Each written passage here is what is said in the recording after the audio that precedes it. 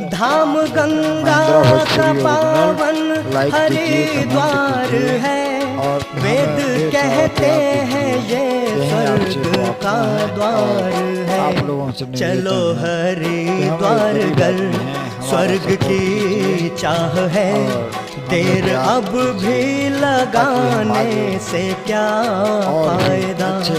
गंगा मैया जो देती है सब कुछ हमें, तो कहीं और जाने से क्या फायदा।